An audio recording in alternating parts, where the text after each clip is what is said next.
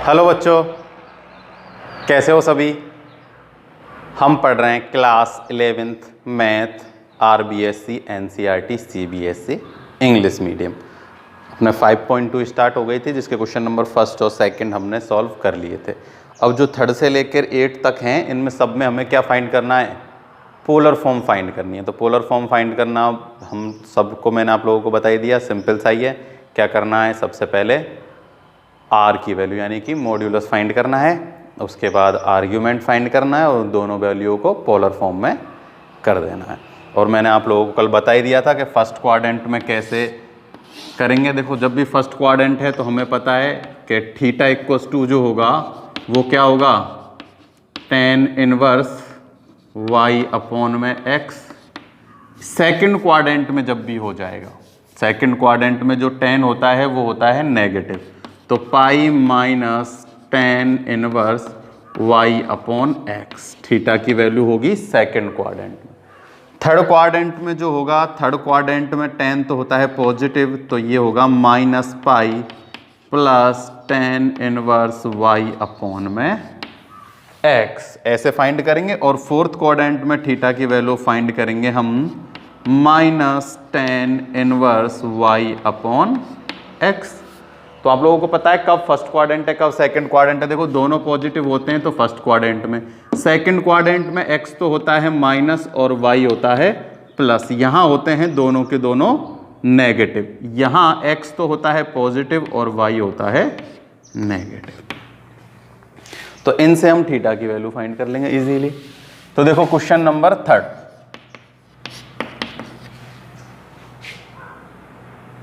One minus iota, one minus iota, ठीक है, Z equals to. तो देखो यहाँ x जो है वो तो है 1 और y जो है वो कितना है -1। आयोटा है ना, तो आयोटा का यानी 1 से मल्टीप्लाई हो रहा है तो -1 है y की मान। तो r हम निकाल लेंगे under root X square plus Y square से। तो ये हो जाएगा 1 का स्क्वायर और -1 का स्क्वायर भी 1 ही होता है, तो कोई दिक्कत नहीं है, कैसे ही कर लो। अंडर रूट 2 आ चुका है। कितना आ चुका है, अंडर रूट 2। अब बात करते हैं कौन से क्वाड्रेंट में। तो y नेगेटिव है, x पॉजिटिव है। क्या है, y नेगेटिव है और x पॉजिटिव है। तो x पॉजिटिव है, y नेगेटिव है। तो क्या कर रहा है, थीटा। तो हम ऐसे लिख सकते हैं, देखो z equals to 1 minus iota. तो theta lie on fourth quadrant. कौन से क्वाड्रेंट में, फोर्थ क्वाड्रेंट में है। तो थीटा इक्वल्स टू क्या होगा, minus tan inverse y upon x। तो y यानी कि 1 अपॉन में 1, ठीक है। मोड में है तो वो -1 वो तो पॉजिटिव हो जाएगा, कोई दिक्कत नहीं है। तो इसकी वैल्यू 1 आएगी। 1 क्या होता है, 1 होता है tan पाई अपॉन में 45। तो देखो tan इनवर्स से tan इनवर्स कट गया। थीटा इक्वल्स टू कितना आया है, माइनस पाई अपॉन में 4। थीटा की वैल्यू क्या है, ये माइनस बचा हुआ है ना, माइनस पाई अपॉन में 4 आ चुकी है।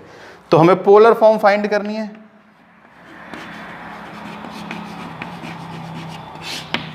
पोलर फॉर्म ही तो फाइंड करनी थी इसमें, है ना, कन्वर्ट ईच, हाँ पोलर फॉर्म ही फाइंड करनी है। तो आप लोगों को पता है पोलर फॉर्म क्या होती है, r cos theta plus iota sine theta. ये पोलर फॉर्म है। r की वैल्यू है √2 cos थीटा, थीटा की वैल्यू है -पाई अपॉन 4 प्लस आयोटा साइन -पाई अपॉन 4। ये आ चुकी है क्या, पोलर फॉर्म। और हमें क्या फाइंड करनी थी, पोलर फॉर्म ही फाइंड करनी थी क्वेश्चन नंबर थर्ड में, जो कि हम कर चुके हैं। तो सिंपल है, कोई भी दिक्कत वाली बात इसमें नहीं है। है क्या, नहीं होनी चाहिए। सारे के सारे क्वेश्चन सेम इसी कॉन्सेप्ट से होंगे और सब में सेम टू सेम यही प्रोसेस करना है हमें।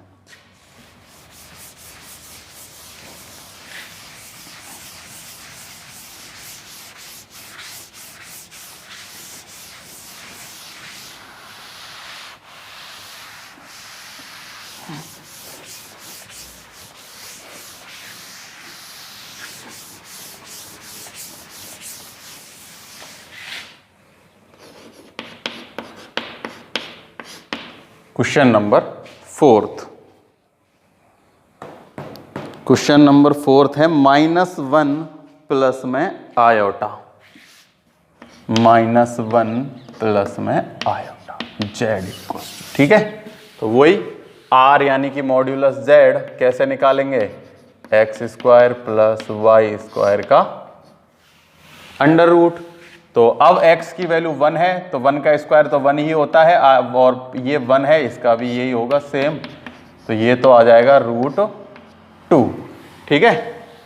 अब देखो हमें क्या निकालना है, थीटा निकालना है। तो यहाँ थीटा कौन से में कर रहा है, माइनस और प्लस, x की वैल्यू है माइनस, y की वैल्यू है प्लस, तो सेकंड क्वाड्रेंट में लाई कर रहा है। कौन से क्वाड्रेंट में लाई कर रहा है, सेकंड में। तो लिख सकते हो लिखना चाहो तो क्या, z equals to -1 plus iota theta lies on second quadrant, ठीक है। तो सेकंड क्वाड्रेंट में तो थीटा कैसे निकालेंगे हम, pi minus tan inverse y upon में x, तो पाई माइनस tan इनवर्स वही 1/1, ठीक है। 1/1 कितना होता है, 1 होता है, और 1 की वैल्यू आप लोगों को पता ही है कितनी होती है, अभी अभी किया है हमने, tan 45 यानी कि tan पाई अपॉन में 4। तो ये कैंसिल हो गया, theta equals to pi minus pi upon 4, इसको सॉल्व करेंगे तो ये हो जाएगा 4 3 पाई अपॉन में 4। थीटा की वैल्यू कितनी आ चुकी है, थीटा की वैल्यू आ चुकी है 3 पाई अपॉन में 4। सेम प्रोसेस है, इसलिए मैं थोड़ा सा फास्ट करा रहा हूँ ना, कोई दिक्कत वाली बात नहीं है। तो सिंपल सही है। पोलर फॉर्म क्या होती है, r cos थीटा प्लस में आयोटा साइन थीटा। r की वैल्यू पुट की √2 cos 3 पाई upon 4 plus iota sign 3 pi upon में 4। हो चुका है क्वेश्चन नंबर कौन सा, 4th कंप्लीट।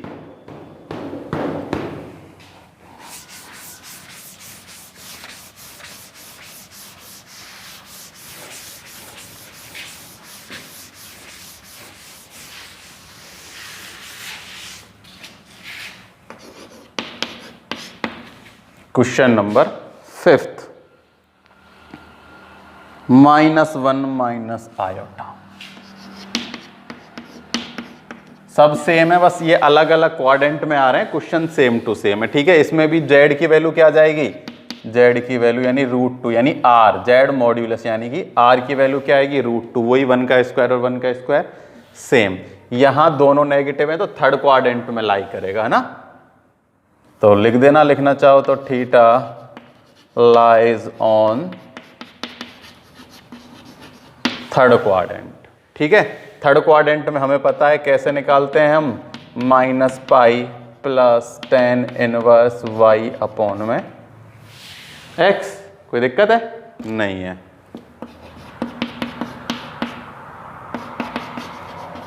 वही 1 आएगी यहां, तो सीधा ही लिख देता हूं मैं, tan पाई अपॉन में 4 कैंसिल हो गया, थीटा इक्वल्स टू -पाई और प्लस में पाई अपॉन 4। इसको सॉल्व करेंगे तो ये तो आ जाएगा 4, ये आ जाएगा -3 पाई अपॉन में 4। ये यहाँ जाएगा 4 में से 1 गया तो ये -3 बचेगा अपॉन में 4। तो थीटा की वैल्यू भी आ चुकी है कितनी, -3 अपॉन में 4, -3 पाई अपॉन 4। तो पोलर फॉर्म लिख देंगे।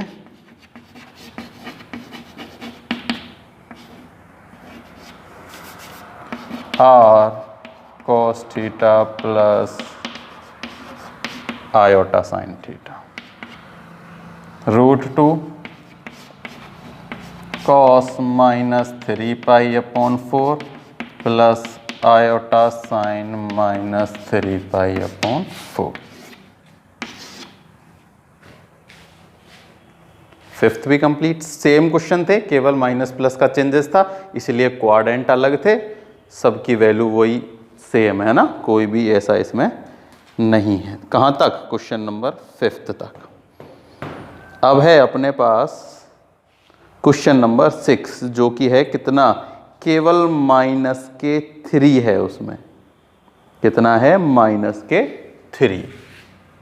तो ये मैं मिटा देता हूं।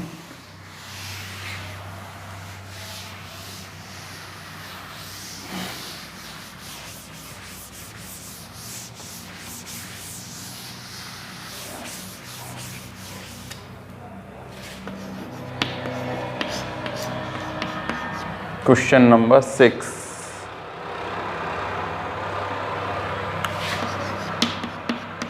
-3। तो देखो इसमें जो है ना x की वैल्यू गिवन है, केवल y की वैल्यू गिवन नहीं है तो हम क्या मान लेते हैं, 0 मानते हैं हमेशा ही, तो इसमें भी क्या मान लेंगे, 0 ही मान लेंगे।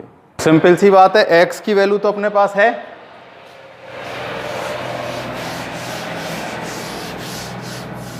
तो कैसे करेंगे, वही r = -3 का स्क्वायर प्लस में 0 का स्क्वायर का √, तो ये हो जाएगा 9 और यहाँ आ जाएगा कितना, 3, कितना आ जाएगा 3। तो देखो इसको हम वही tan थीटा से कर रहे हैं, तो tan थीटा = क्या होता है, y/x, ठीक है, हमेशा ऐसे ही तो करते हैं हम, फिर थीटा = इधर करके और ये क्या ऐसे ले जाते हैं tan इनवर्स y/x, ऐसे ही तो होता है, लेकिन अभी हमें उसमें उधर भेजने की ज़रूरत नहीं है, क्योंकि देखो जो tan थीटा यहीं से इसकी वैल्यू सिंपली निकल के आ जाएगी, क्योंकि y 0 है, अपॉन में क्या है 3, तो ये क्या आ जाएगा, 0 ही आ जाएगा, ठीक है, और 0 आ जाएगा तो tan में 0 की वैल्यू क्या होती है, 0 होता है 90, यानी कि 180 पाई आ जाएगा ना, 0 किस पे होता है, tan में पाई पे, ठीक है, तो ऐसे लिख सकते हैं, लिखना चाहो तो tan थीटा = में tan पाई, तो tan से tan कैंसिल, थीटा = आ चुका है पाई, जैसे हम पहले क्वेश्चन करते थे ना, ऐसे, ये कोई दिक्कत नहीं है, पोलर फॉर्म लिख देंगे।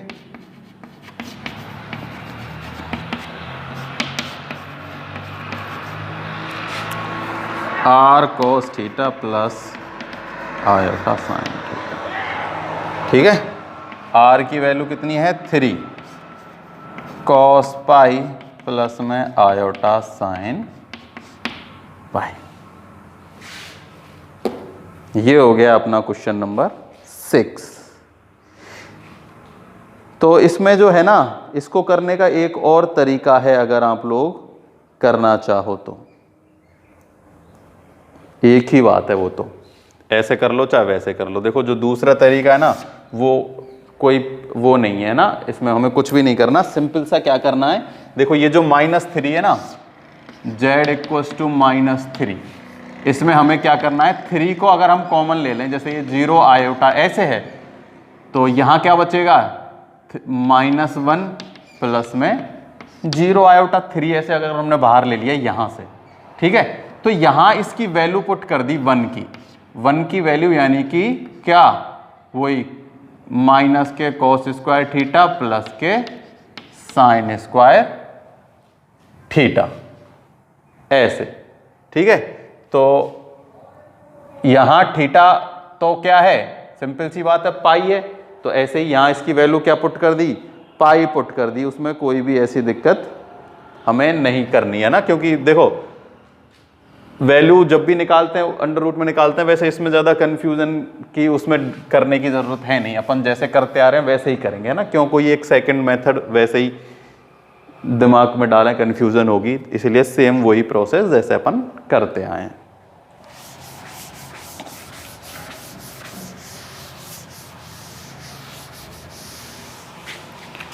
क्वेश्चन नंबर 7, √3 प्लस में आयोटा। सिंपल है, x की वैल्यू √3 है, y की वैल्यू 1 है।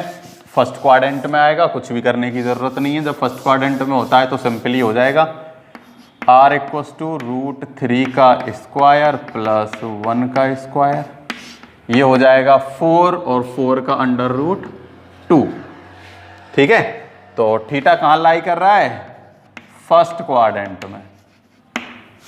फर्स्ट क्वाड्रेंट में जब भी थीटा लाई होता है तब पॉजिटिव होता है। तो सिंपल सी बात है, चाहो तो ऐसे ही कर लो, वहां से जैसे है, चाहो तो ऐसे कर लो। tan इनवर्स y की वैल्यू है 1 और इसकी वैल्यू है √3, तो theta equals to tan inverse, इसकी वैल्यू हो जाएगी 1 अपॉन यानी कि 30 बोलो तो π/6। 1 अपॉन √3 tan 30 की वैल्यू होती है π/6, कैंसिल हो गया। थीटा इक्वस टू कितना आ गया? π/6। ठीक है, चाहो तो ऐसे भी कर सकते हो। देखो सिंपल सी बात है कि tan थीटा इक्वस टू कितना होता है? y अपॉन में x, तो tan थीटा इसकी वैल्यू कितनी है? tan π/6, tan से tan cancel, theta equals to π/6। कैसे भी कर सकते हैं ना। तो पोलर फॉर्म क्या है?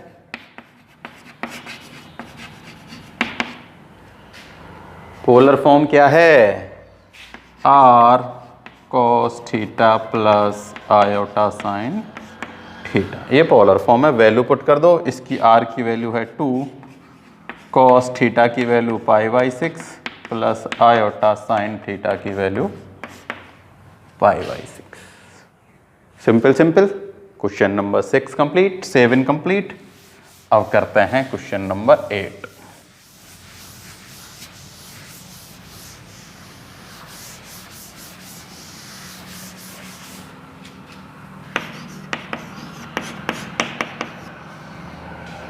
क्वेश्चन नंबर 8 है केवल और केवल आयोटा।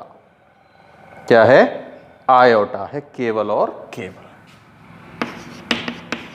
यानी कि x तो है 0 और y है 1। ठीक है, तो r इक्वस टू क्या होगा? 0 का स्क्वायर प्लस 1 का स्क्वायर का अंडर रूट, तो ये 1 ही आ जाएगा। कितना आ जाएगा? 1। तो tan थीटा इक्वस टू होता है कितना? y अपॉन में x, तो tan थीटा 1/0 यानी कि कितना आ गया? इन्फिनिटी। और इन्फिनिटी कब होता है? tan की वैल्यू इन्फिनिटी किस पे होती है? tan की वैल्यू इन्फिनिटी होती है 90 पे, यानी कि π/2 पर। कैसे आप लोगों को पता ही होगा। देखो यहाँ cos 1 होता है और sin 0 होता है। यहाँ sin तो होता है 1 और cos होता है 0, तो 1/0 कितना होता है? इन्फिनिटी। तो यानी कि tan कहाँ होता है? इन्फिनिटी, π/2 पर। वैल्यू वैसे भी आपको लर्न होंगी। तो देखो tan थीटा इक्वस टू में tan इन्फिनिटी, tan से tan कैंसिल, थीटा की वैल्यू आ चुकी है इन्फिनिटी यानी कि π/2। ठीक है, तो पोलर फॉर्म क्या आएगी?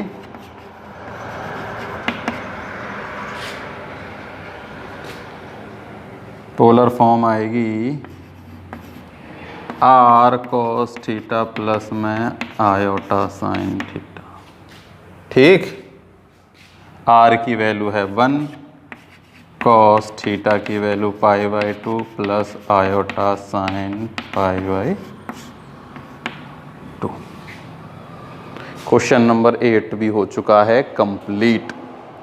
इसी के साथ अपनी एक्सरसाइज जो है 5.2 कंप्लीट हो चुकी है ना।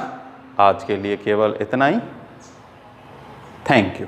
समझ में आया हो तो लाइक करना, कमेंट करना ना।